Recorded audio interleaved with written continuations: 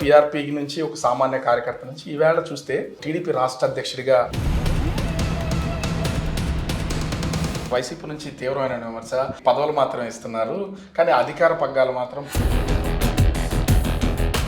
టీఆర్పీలో రాజకీయ ఓనమాలు దిద్దిన మీరు ఆ తర్వాత అటు జనసేన వైపు ఎందుకు ఆలోచన చేయలేదు అసలు? ఆ పార్టీలో లిబర్టీ ఉందా అసలు? కక్షపూరిత రాజకీయాలు అది పల్లా గారి దగ్గర కనిపించదు. కబ్జాదారులనే ముద్ర వేయించారనే కోపం. జగన్ నేను 30 సంవత్సరాల అధికారంలోకి వచ్చే అవకాశం మనకు ఉందని చెప్తున్నారు. వాడగొట్టి ఇంటి దగ్గర కూర్చోబెడితేనే పెద్ద శిక్ష. 9 నెలలు అవుతున్నా ఇంతవరకు ఇచ్చిన హామీల్లో ఒక్కదాన్ని కూడా అమలు చేయలేదు. అందులో ఏం వాస్తవం ఉందండి? ఏపీ రాజకీయాల్లో చంద్రబాబు, పవన్, జగన్ లాంటి చరిష్మా ఉన్న నాయకులున్నా కూడా గత ఎన్నికల్లో 95,000 కంటే ఎక్కువ మెజార్టీ సాధించి ఒక రికార్డ్ క్రియేట్ చేశారు పల్లా శ్రీనివాసరావు. గాజువాక ఎమ్మెల్యే నుంచి ప్రస్తుతం టీడీపీ రాష్ట్ర అధ్యక్షులుగా ఆ బాధ్యతలు నిర్వహిస్తున్నారు. అసలు ఈ బాధ్యత బరువుగా ఉందా, కష్టంగా అనిపిస్తుందా? మంత్రి పదవి చేజారినప్పుడు అసలు ఆయన ఏమనుకున్నారు? ఇప్పుడున్నటువంటి టీడీపీ పరిస్థితి ఏంటి? ప్రస్తుతం మనతో గాజువాక ఎమ్మెల్యే టీడీపీ రాష్ట్ర అధ్యక్షులు పల్లా శ్రీనివాస్ గారు ఉన్నారు. సార్ నమస్తే. నమస్కారం సార్. ఏంటి గాజువాక నుంచి ఒక అంటే గతంలో పీఆర్పీ నుంచి ఒక సామాన్య కార్యకర్త నుంచి ఈవేళ చూస్తే అటు టీడీపీ రాష్ట్ర అధ్యక్షుడిగా మీ ఎదుగుదల, ఈ జర్నీని ఏం చెప్తారు అసలు? ఇది చాలా సంతోషం అండి, ఆనందంగా ఉంది. ముందుగా నేను ఈ యొక్క స్థాయి నాకు అంటే నేను ఎప్పుడు కూడా ఊహించలేదు. ఒక పెద్ద పార్టీకి, కీర్తిశేషులు నందమూరి తారక రామారావు గారు పెట్టినటువంటి పార్టీకి, అలాగే గత 40 సంవత్సరాలుగా ఎంతో బాధ్యతగా పార్టీ నడిపిస్తున్నటువంటి నాయకులు చంద్రబాబు నాయుడు గారు, వారు ఉన్నటువంటి పార్టీకి నేను అధ్యక్షుడు అవడం అంటే అది చిన్న మాట కాదు. నాకు అవకాశం కల్పించినటువంటి చంద్రబాబు నాయుడు గారికి, ముఖ్యమంత్రి గారికి నేను ప్రత్యేకంగా ధన్యవాదాలు తెలియజేస్తాను. అంటే ఇక్కడ ముఖ్యంగా చూస్తే అటు ఎన్టీఆర్, చంద్రబాబు, కళా వెంకటరావు, అచ్చెన్నాయుడు, ఇప్పుడు పల్లా శ్రీనివాసరావు, అంటే ఇంతమంది ఇలా చేసుకుంటూ వచ్చారు. ఎన్టీఆర్ కూర్చున్నటువంటి అంటే అటు ఉమ్మడి రాష్ట్రమైనా ఈవేళ ఆంధ్రప్రదేశ్కి పరిమితం అయినా కూడా ముఖ్యంగా చూస్తే ఆ సీట్లో కూర్చుని ఇంతమంది నాయకులందరినీ కూడా ఒక కోఆర్డినేట్ చేయడం అనేది ఎట్లా అనిపిస్తుంది? ఇది బాధ్యతతో కూడుకున్నదండి, నమ్మకంతో కూడుకుంది. బేసిక్గా నమ్మకం. ఎందుకంటే అధికారంలో ఉన్నాము, చాలామంది క్యాడర్ బేస్డ్ పార్టీ మాది. వీళ్ళంతా కూడా ఒక హోప్తో ఉన్నటువంటి పరిస్థితి అనమాట. సో ఇక్కడ నమ్మకం చాలా ముఖ్యం. అలాగే నమ్మకంతో పాటు అందుబాటులో ఉండడం చాలా ముఖ్యం అండి కార్యకర్తలందరికీ. అది సక్రమంగా చేయగలనే ఉద్దేశంతో ఈరోజు మా జాతీయ అధ్యక్షుడు అయినటువంటి శ్రీ నారా చంద్రబాబు నాయుడు గారు నాకు ఈ అవకాశం ఇచ్చారండి. ఇది కొంచెం కష్టంతో కూడుకునేదే. కష్టంతో అంటే ఆ ఉద్దేశం అంటే ఎక్కువ టైం స్పేర్ చేయాలి. ఇప్పుడు మనకు ఎలాగంటే నియోజకవర్గంలో చూసుకోవాలి, అలాగే రాష్ట్రంలో సంబంధించినటువంటి కొన్ని విషయాల మీద అడుగుతుంటారు. క్యాడర్తో బేస్ చేసుకోవాలి, క్యాడర్ మధ్యనటువంటి సమన్వయం చేయించాలి. అలాగే ఇప్పుడు ఎన్డీఏ పార్ట్నర్స్ ఉన్నాయి కనుక మిగతా పార్టీ నాయకులతో కూడా మనం సమన్వయం చేసుకుని ముందుకెళ్లాల్సినటువంటిదండి. కొంచెం ఎక్కువ టైం స్పేర్ చేయాల్సినటువంటి అవసరం ఉంది. అంటే ఇక్కడ ఒక విమర్శ కూడా ఉంది, వైసీపీ నుంచి తీవ్రమైన విమర్శ. అటు టీడీపీ రాష్ట్ర అధ్యక్షులు పల్లాకి ఇచ్చినా కానీ, హోమ్ మినిస్టర్గా వంగులపూడి అంతకి ఇచ్చిన, అంటే బీసీలు, ఎస్సీలకి పదవులు మాత్రం ఇస్తున్నారు కానీ అధికార పగ్గాలు మాత్రం పూర్తి స్థాయిలో చంద్రబాబు, లోకేష్ల దగ్గరే ఉంటుందని తీవ్రమైన విమర్శలు చేస్తున్నారు బీజేపీ అటు వైసీపీకి సంబంధించినటువంటి వాళ్ళు. ఏమంటారు దీన్ని? అక్కడ అదే అంటున్నారండి, పచ్చకామర్లోకి లోకం అంతా పచ్చగా ఉంటుంది అన్నందుకే ఆ కామెంట్స్ కరెక్ట్గా వర్తిస్తాయండి. జగన్మోహన్ రెడ్డి గారికి ఎక్కడన్నా లిబర్టీ ఉంది? ఆ పార్టీలో లిబర్టీ ఉంది అసలు? ఆ క్యాడర్ అనేది ఒకటేమైనా ఉందండి అసలు? ఈయనతో వెళ్ళి మాట్లాడేంత ధైర్యం చేసేటువంటి క్యాడర్ ఉందా జగన్మోహన్ రెడ్డి గారితో మాట్లాడి? ఇక్కడ అలాగే ఉండదండి అసలు. తెలుగుదేశం పార్టీలో ఇక్కడ స్వేచ్ఛ ఉంది. మీరు మనకి సద్వినియోగం చేసుకోవచ్చు, దుర్వినియోగం కూడా చేసుకోవచ్చు. అంటే అంత స్వేచ్ఛ ఉంది ఇందులో అని నాకున్నటువంటి అనుభవంతో చెప్తాను. అంటే ఒక్కటి, మీరు ప్రజారాజ్యం పార్టీతో రాజకీయాల్లోకి వచ్చారు, ఎంపీ అభ్యర్థిగా పోటీ చేశారు, ఓటమి. ఆ తర్వాత టీడీపీలోకి వచ్చారు. అదే సమయంలో టీడీపీలోకి వచ్చే సమయంలో కూడా అటు జనసేన పార్టీ ఆవిర్భవించడం, పార్టీ రావడం, ఇప్పుడు మీతో కూటమిలో ఉంది, అది వేరే విషయం. కానీ ఎందుకు పీఆర్పీలో రాజకీయ ఓనమాలు దిద్దిన మీరు ఆ తర్వాత అటు జనసేన వైపు ఎందుకు ఆలోచన చేయలేదు అసలు?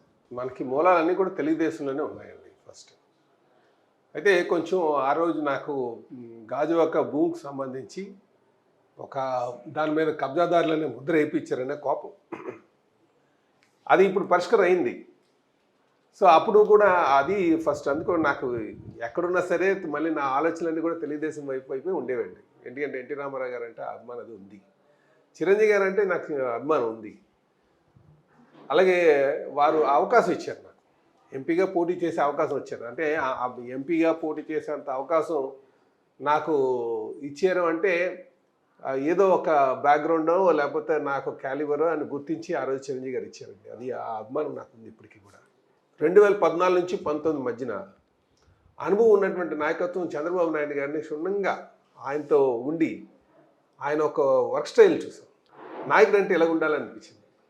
అందుకే నాకు చాలా పట్ల అందుకనే జనసేన వైపు అసలు ఆలోచన చేయలేదా? అంటే జనసేన వైపు అంటే ఆలోచన అంటే చెప్పాను కదా, న్యాచురల్ టెండెన్సీ కూడా తెలుగుదేశం వైపే ఉంది. నా చుట్టూ సరంజా కావచ్చు అంతా. అంటే పార్టీలోకి రాకముందు కానీ రాజకీయాల్లో ఓనమాలు దిద్దుతూ అప్పుడప్పుడే వచ్చినప్పుడు మీ మీద రాజకీయ కక్షతోనూ, తర్వాత వైసీపీ అధికారంలో ఉన్నప్పుడు కూడా కొంచెం కక్షపూర్తిగా వ్యవహరించారు. అది కనిపిస్తూనే ఉంది. మీ బిల్డింగ్స్ అన్ని కూల్చేశారు, ఇబ్బందులకు గురి చేశారు. మీ మిస్సెస్ జాబ్ విషయంలో కూడా చాలా ఇబ్బంది. ఇప్పుడు పల్లా గారు మీ పార్టీ అధికారంలో ఉంది, మీరు పార్టీ రాష్ట్ర అధ్యక్షులుగా ఉన్నారు. కక్షపూరిత రాజకీయాలు అది పల్లా గారి దగ్గర కనిపించదు. లేదు, ఆలోచన చేయరా అసలు? కాదండి. ఎందుకంటే ప్రజలు వేసిన శిక్ష అంతకంటే పెద్ద శిక్ష ఉండదండి. ప్రజలు మీరు చూడండి, ఓడగొట్టి ఇంటి దగ్గర కూర్చోబెడితేనే పెద్ద శిక్ష. సో నేను ఆ శిక్ష ప్రజలే వేస్తారు. ఇంక నేను ఎవరి మీద కక్ష సాధించాలి? అంటే మీరేమో రాజకీయంగా అది ఒక పెద్ద శిక్ష అని చెప్తున్నారు. జగన్మోహన్ రెడ్డి అంటే గత ఎన్నికల్లో అధికారం కోల్పోయినా కూడా ఇప్పుడు 2.0తో నేను ముందుకు వస్తున్నాను, నా దెబ్బ ఎలా ఉంటుందో దాన్ని రుచి చూపిస్తాను టీడీపీ వాళ్ళకి అని చెప్తున్నారు. ఎలా ఉంటుంది అనుకుంటున్నారు? మీరేమైనా భయపడేది ఏమైనా ఉందా? మీ పార్టీ క్యాడర్ కానీ మీరు కానీ? 5 సంవత్సరాలు మేము ఇలాంటి దుర్మార్గం ఎదుర్కొని ఉన్నామండి. ఈ తాటాకు చెప్పులకు జడిసేటటువంటి తెలుగుదేశం పార్టీలో ఎవరు లేరు. మాకు ఆయన 2.2 అనేది ఇంకా పకటకల్లు కలుస్తున్నారు. 2.0 ఏదో అంటున్నారు కదా, పకటకల్లే తప్ప నాకు తెలిసి ఆయన అంతకన్నా ముందుకు వస్తారని నేను అనుకోవట్లేదు. ఎక్కడ ఇప్పుడు ఉన్న పొజిషన్లోనే ఆయన జీవితకాలం ఉంటారండి. అంటే ఇక్కడ ముఖ్యంగా చూస్తే గత ఎన్నికల్లో గెలిచిన తర్వాత కూడా 30 ఏళ్ళ అధికారంలో ఉంటాం మనం అని ఒక ధీమా వ్యక్తం చేసి అధికారాన్ని కోల్పోయారు. మళ్ళీ ఇప్పుడు కూడా నిన్న మాట్లాడుతూ జగన్ నేను 30 సంవత్సరాల అధికారంలోకి వచ్చే అవకాశం మనకు ఉందని చెప్తున్నారు. ఆ సూచనలు ఏమైనా కనబడుతున్నాయా? లేదండి, ప్రజలు ఆయన్ని అంత భారీగా ఓడగొట్టారు. దానికి ఎందుకంటే ఆయన తీరు తెలుసు అందరికీ. ఆ తీరు ఏంటంటే ఈయన పరిపాలనా దక్షత ఉన్నటువంటి నాయకుడు కాదు. ఈయన కేవలం ధనదాహంతో అధికారం చెలాయిస్తారు. ఎక్కడ కూడా ప్రజా సంక్షేమాన్ని అంత దృష్టిలో పెట్టుకుంటారు అనే ఆలోచన అయితే ప్రజలకు కల్పించలేదు ఆయన. అంటే మీరు చెప్పేది ఏంటి అంటే వైసీపీ పరిస్థితి అయిపోయింది, వైసీపీ పని అయిపోయింది, ఇంకా అధికారంలోకి రాదని. కానీ ఇప్పుడు టీడీపీకి ఉన్నటువంటి ఈ ప్రభుత్వంలో ఉన్న పరిస్థితుల్ని అంచనా వేసుకుని ఖచ్చితంగా మనకి పట్టం కడతారు, మరో 30 ఏళ్ళు ఉంటాం, చంద్రబాబు ఇచ్చిన ఏ హామీలు నెరవేర్చట్లేదు అనేది జగన్ ధీమాగా కనిపిస్తున్నట్లు. ఆయన పగడకల్లకు అంటున్నారు అలాగా. పగడకల్లకు అంటున్నాడు అంతే. అధికారంలోకి వచ్చి 9 నెలలు అవుతున్నా ఇంతవరకు ఇచ్చిన హామీల్లో ఒక్కదాన్ని కూడా అమలు చేయలేదు. ఇదే మా అంటే రిటర్న్ మేము దూసుకు రావడానికి ఒక మైల్ స్టోన్ అవుతుందని జగన్ భావిస్తున్నాడు. దాంట్లో వాస్తవం లేదనుకోవాలా? వాస్తవం లేదనే అనుకోవాలి. ఇంకేముంది అందులో? అందులో ఏం వాస్తవం ఉందండి? ఎందుకు మరి మీరు కూడా ఇప్పుడు 9 నెలలు అవుతుంది, 9 నెలలు ఏం చేయాలో చెప్పాలి. ఇచ్చిన హామీల్లో ఇచ్చారు, ఆ హామీలు ఏది అమలుకు నోచుకోలేదు అనేది ఇప్పుడు ప్రజల్లో కూడా కొంత వ్యతిరేకత వస్తుంది అనేది అనిపించట్లేదు మీకు? నేను మిమ్మల్ని అడుగుతున్నాను, మీరు అడుగుతున్నారు కదా, వాళ్ళు అన్నారని అంటున్నారు కదా, మీరు కూడా జర్నలిస్ట్గా అన్ని చూస్తున్నారు కదా, ఏం చేయలేదు ఒకసారి చెప్పండి. అంటే సూపర్ 6కి సంబంధించి మొత్తం 6 పథకాల్లో ఏది అమలు చేశారు? ఒక పార్టీ అధ్యక్షుడిగా ఏం చెప్తారు దాని గురించి? సూపర్ 6లో సంబంధించి వచ్చిన వెంటనే పెన్షన్ పెంచుతా ఉన్నాం కదా, పెంచాం కదా 1000 రూపాయలు. తర్వాత అన్నా క్యాంటీన్లు తెరిపిస్తా అని చెప్పారు కదండి, ఇస్తున్నారు కదా. 20 లక్షలకి ఉద్యోగాలు చేస్తారన్నారు కదా, ఇండస్ట్రీస్ అన్ని మాట్లాడడం జరుగుతుంది కదా. ఎందుకంటే అసలు సూపర్ 6 అనేది ఎక్కడ అమలు కాదు, అసలు ఆచరణ సాధ్యం కానటువంటి పథకాలన్నింటినీ కూడా ప్రకటన చేసి అధికారంలోకి వచ్చేసారు. మోసం చేసింది చంద్రబాబు ఆ కూటమే అనేది జగన్ చేస్తున్న ప్రధానమైన ఆరోపణ. చెప్పొచ్చండి, అది ఎలాగ జనరల్గా రేపు ఎలక్షన్కి వెళ్ళేటప్పుడు అప్పుడు ప్రజలు నిర్ణయిస్తారు. వీళ్ళు చెప్పిన పెట్టారా లేదా అన్నది ఇప్పుడు వచ్చిన 6 నెలల్లో కాదు. మనకి ఎప్పుడు కూడా ఒక పీరియడ్ ఉంది, 5 ఇయర్స్ పీరియడ్. ఆ 5 ఇయర్స్ పీరియడ్లోనే మనం అన్ని ఇచ్చినటువంటి హామీలు నెరవేర్చామా లేదా అనేది తీసుకుంటారు ప్రజలు. ప్రజలు చెప్తారు, దీంట్లో ఇదవక్కర్లే. ప్రజలు మనకన్నా తెలివైన వాళ్ళు, మీకన్నా నాకన్నా కూడా. ఇది నా ఆరోపణలుగా భావిస్తున్నారు. కానీ నిన్న అంటే మీరు మీడియా వాస్తవాలు ముఖంగా- తెలుసుకోకుండా మీడియా- మాట్లాడేస్తున్నారనేదే నా మీడియా బాధ. ముఖంగా- మీడియా మీడియా ముఖంగా అంటే నేనేమనుకుంటా- పార్టీ అధ్యక్షుడు, ఒక మాజీ ముఖ్యమంత్రి మీ పార్టీకి సంబంధించి, మీ ప్రభుత్వానికి సంబంధించి చేస్తున్నటువంటి ఆరోపణలు ఇవన్నీ. నేనేమనుకుంటానంటే వాస్తవాలు కూడా తెలుసుకోవాల్సినటువంటి బాధ్యత మీ పైన కూడా ఉందని చెప్తున్నా నేను. అది మీరు అన్ని క్లియర్గా గత ప్రభుత్వం ఏం చేసింది, ఇప్పుడు ఈ ప్రభుత్వం ఏం చేస్తుంది, ఇక్కడ ఉన్నటువంటి ఆర్థిక పరిస్థితులు ఏంటి, ఇందులో ఉన్న ఆయన పరిపాలన దక్షత ఉందా లేదా అన్నది మీరు గమనించగలిగితే మీరు ఒకటే చెప్తా. 5 years ఎన్నిసార్లు ఆయన వచ్చారండి బయటికి ఒకసారి చెప్పండి. అసలు ఎక్కడ ఆయన ప్రజానాయకుడు, మన ఓట్ల కోసం ప్రజల చుట్టూ తిరుగుతాం, అధికారంకి వచ్చిన తర్వాత ఇంట్లో కూర్చోడానికా? ఎన్నిసార్లు వచ్చాడు చెప్పండి. మీరేమో జగన్ 5 ఏళ్ళు బయటకు రాకుండా ఇంట్లోనే ఇంట్లో ఉన్నారు కూర్చున్నాడు అని చెప్తున్నారు. ఇప్పుడు జగన్ చేస్తున్న ఆరోపణ ఏంటంటే ప్రజాప్రతినిధులు ఎవరు సూపర్ 6 అమలు కాకపోవడం వల్ల బయటకు వచ్చే పరిస్థితి మీరే లేదు, అంటున్నారు. రానివ్వట్లేదు, భయపడుతున్నారని ఆరోపణ చేస్తున్నారు. అవునా? మీరు బాగా తీసుకున్నారు అయితే. వాస్తవాలన్నీ కూడా వదిలేశారు పక్కకి. రోజు ఆయన ప్రెస్కి వస్తున్నారు, నాయకులు అందరూ తిరుగుతున్నారు, ఇవన్నీ చూస్తున్నారు కదా. వాస్తవం ఏంటంటే ఖచ్చితంగా ఈరోజు ప్రజలకి చంద్రబాబు నాయుడు గారి మీద, అటు ఎన్డీఏ పార్ట్నర్స్ అయినటువంటి పవన్ కళ్యాణ్ గారి మీద, బీజేపీ మీద పూర్తి స్థాయి నమ్మకం ఉంది. అందుకనే మీరు 6 నెలలకే ప్రజలు తిరగట్లేదు అలాగా అని చెప్పేసి మీరే వత్తాసు తీసుకొని మీరే మాట్లాడేస్తున్నారు.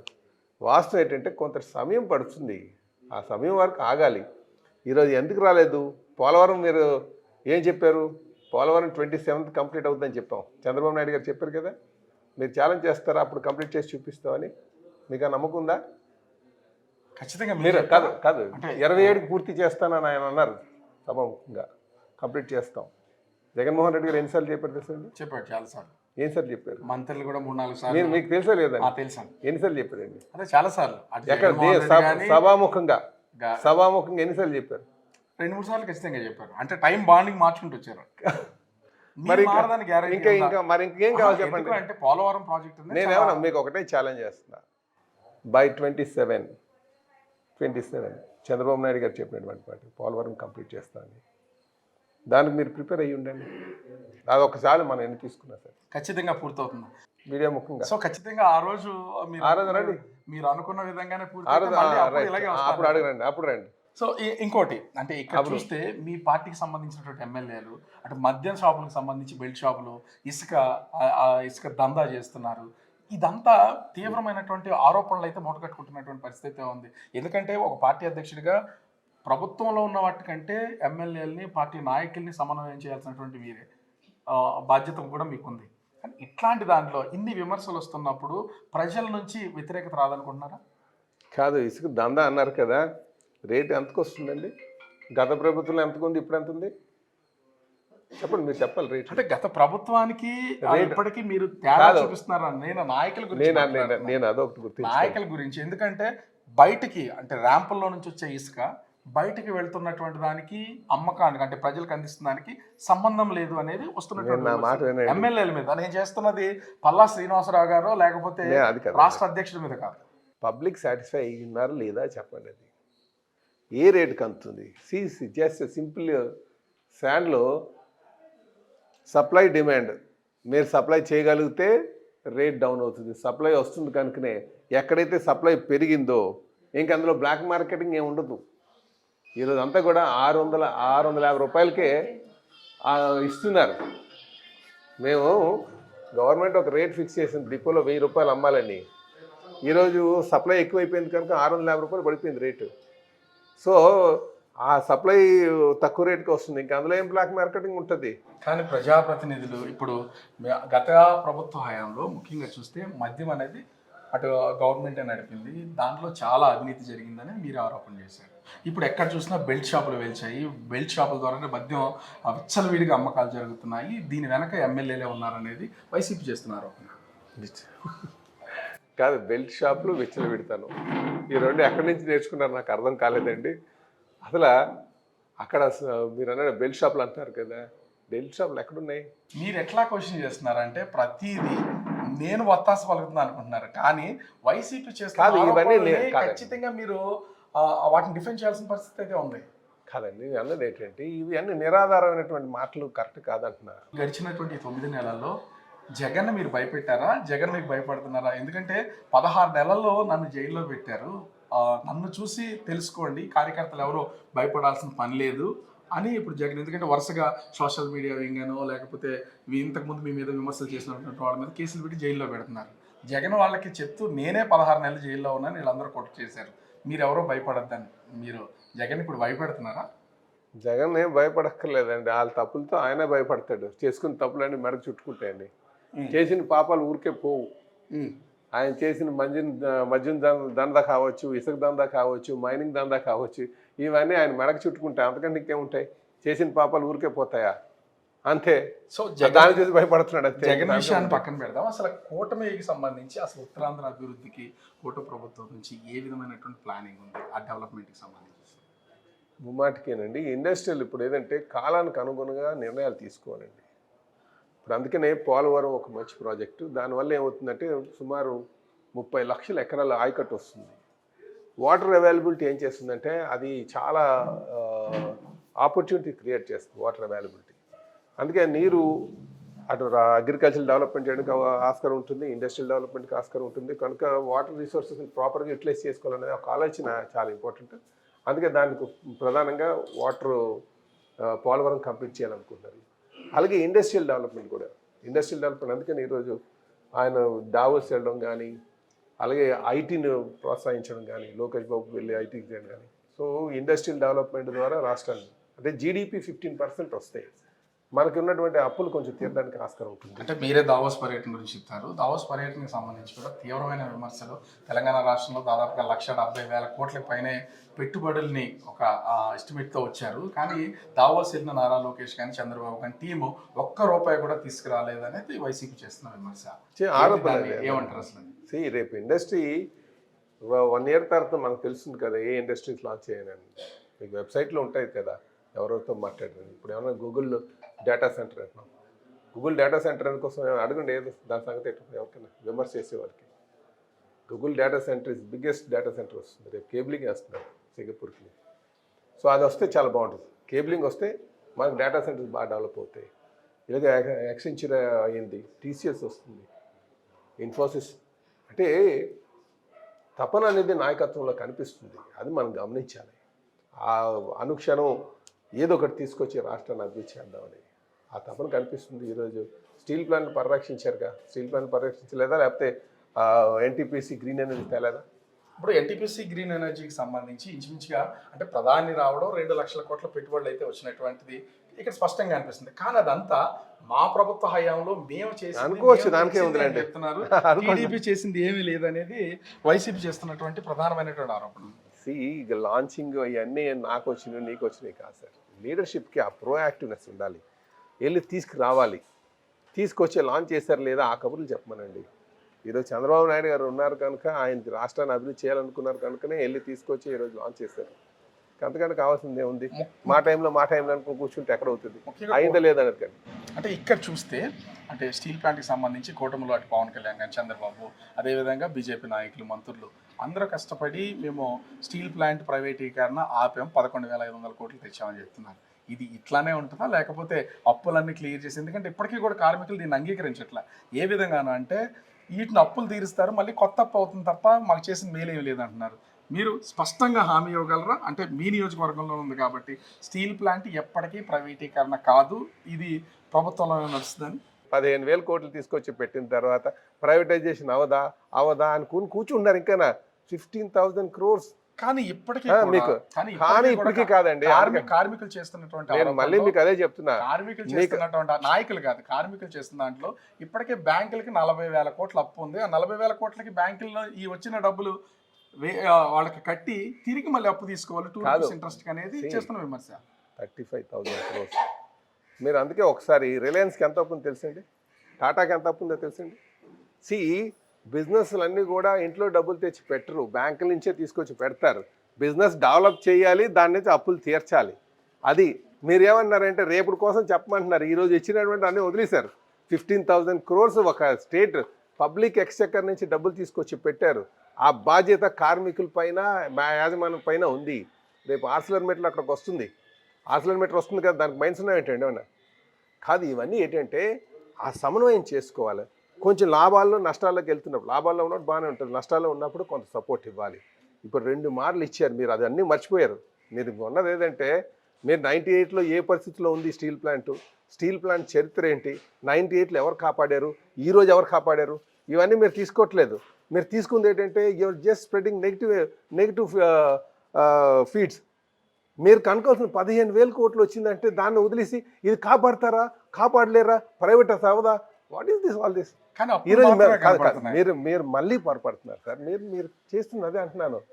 You should also have a knowledge on that. చరిత్ర తెలుసుకోవాలి, ఇండస్ట్రియల్ పాలసీ కోసం తెలుసుకోవాలి, ఏం చేస్తే బాగుంటుంది, అసలు ఎక్కడ మిస్టేక్ అవుతుంది అన్నది అడగడం మానేశారు. మీరు రాజకీయంగా మీరు మాట్లాడడం మొదలుపెట్టారు. 15,000 కోట్లు అంటే ఎక్కడి నుంచి వచ్చిందండి?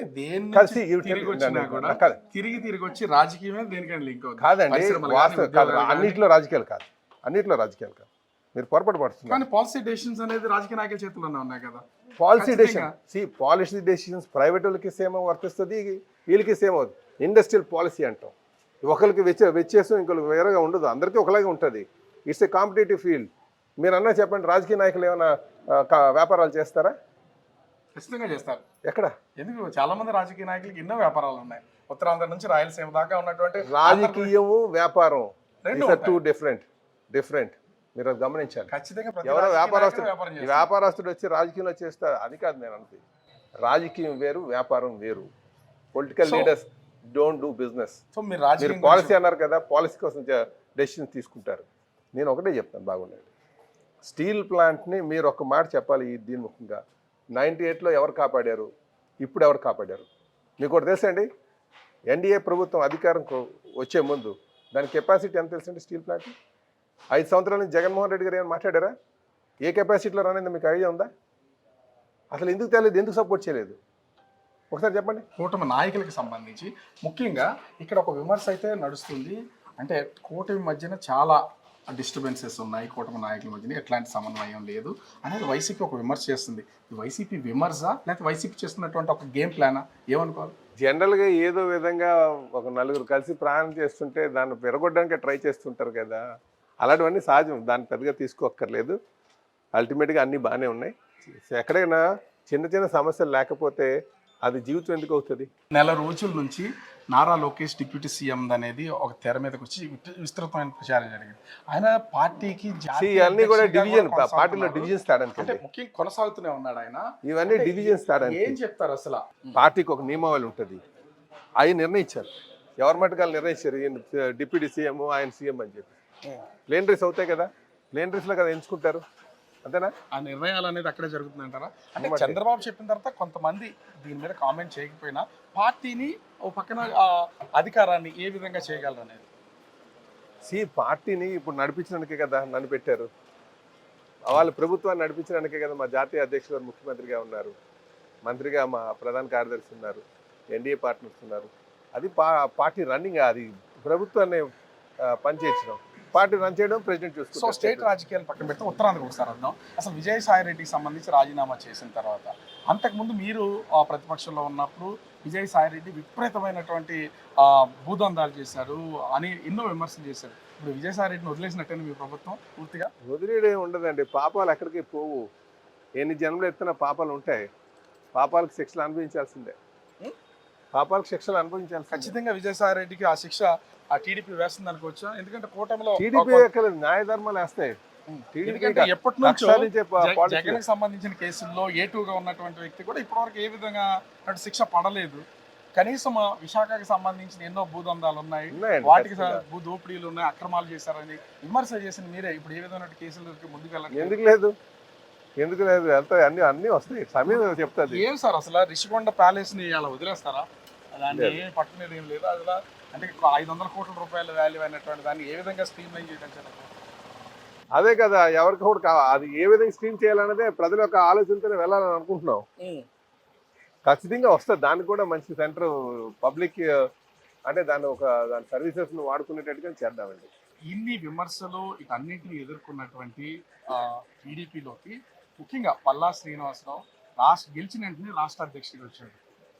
కేబినెట్ మార్పులు జరగబోతాయనేది ఒక చిన్న అంటే కాదండి అదేదో విమర్శ. మీకు సంబంధించి మీ బిల్డింగ్స్ కానీ వీటన్నింటినీ కూల్చేసినప్పుడు ఆక్రమణలని ఇన్ని ఆటుపోట్లు తట్టుకుని ఒక రాష్ట్ర అధ్యక్షుడిగా ఎదిగిన మీకు కేబినెట్ మార్పు చేర్పులు జరుగుతాయి అంటున్నారు. ఈసారైనా మంత్రి పదవి ఆశించే అవకాశం ఏమైనా ఉందా, అసలు వస్తుందని ఏమైనా అనుకుంటున్నారా? నేను చాలా సందర్భంలో చెప్పాను స్టేట్ ప్రెసిడెంట్ చాలా గొప్పదని. దానికే కట్టుబడి ఉన్నారా? ఒకవేళ మార్పు చేర్పులు జరిపి అంటే నా బదిలో ఇంకేం ఆలోచన లేదంటున్నా. ఇప్పటి వరకు లేదు. ఆ బాధ్యత మీద ఎందుకు అలా? కాదు అలాగే నాకు ఆ బాధ్యత అప్పచెప్పారో సక్రమంగా చేయాలనేది ఉద్దేశం. ఆ బాధ్యత నమ్మకంతో చేయాలి, అది చేయాలని ఒక ఆలోచనే. సార్ ఫైనల్ గా నారా లోకేష్ రెడ్ బుక్ అసలు ఏముంది సార్ దాంట్లో? ఇంతవరకు మొత్తం రాష్ట్ర వ్యాప్తంగా ఒక చర్చ నడుస్తుంది. దాంట్లో ఏం రాశాడు, ఎవరి గురించి రాశాడు ఏమైనా చెప్పగలరు? అసలు అదేమన్నా మెయింటైన్ అవుద్దా, ముందుకు తీసుకొస్తారా? నారా లోకేష్ గారు రెడ్ బుక్ లో ఆయన ఏది రాశారో అది ప్రజలు తీర్మానం చేశారు అంతే. ఇంకేటి అంటే జగన్ అధికారం నుంచి తీర్మానం రాశారా దాంట్లో? మరి అదే కదా, చాలా మంది అధికారులను ఎవరిని వదిలిపెట్టనన్నారు. అదే కదా మరి అయిపోయింది. ఆయన రెడ్ బుక్ లో రాసిన తీర్మానాలన్నీ కూడా ప్రజలు దానికి సమాధానం చెప్పేశారు. ఇంకేం కావాలి? సో అయితే ఇంక దాంట్లో ఏమి లేదనుకోవాలా, కేవలం రెడ్ బుక్ అంతేనా? ప్రజలు శిక్ష ఇస్తారు. లేకపోతే మీరే అన్నారు కదా 6 నెలలు అయింది కదా, ఎందుకు ఇలా ఎవరిని పట్టించుకోలేకుండా ఉన్నారని. సో మాకు అభివృద్ధి దృష్టి, రాష్ట్రాన్ని సర్వతోముఖ అభివృద్ధి చేయడమే మా దృష్టి, అది మరి గమనించాలి. Okay sir, thank you. అంటే ఓవరాల్ గా చూస్తే రాష్ట్రానికి సంబంధించి ముఖ్యంగా అటు పార్టీని సమన్వయం చేయడం, నాయకులను సమన్వయం చేయడం, రాష్ట్ర అధ్యక్షుడిగా ఉండడమే నాకు చాలా ఇష్టం. అంతే తప్ప మంత్రివర్గ విస్తరణ జరిగితే మంత్రి పదవి వచ్చినా లేకపోయినా కూడా నేను పార్టీ అధ్యక్షుడిగా ఉండడానికి ఇంట్రెస్ట్ ఉందని పల్లా శ్రీనివాస్ చెప్పినట్టు కనిపిస్తుంది. For more videos like this, subscribe Big TV channel.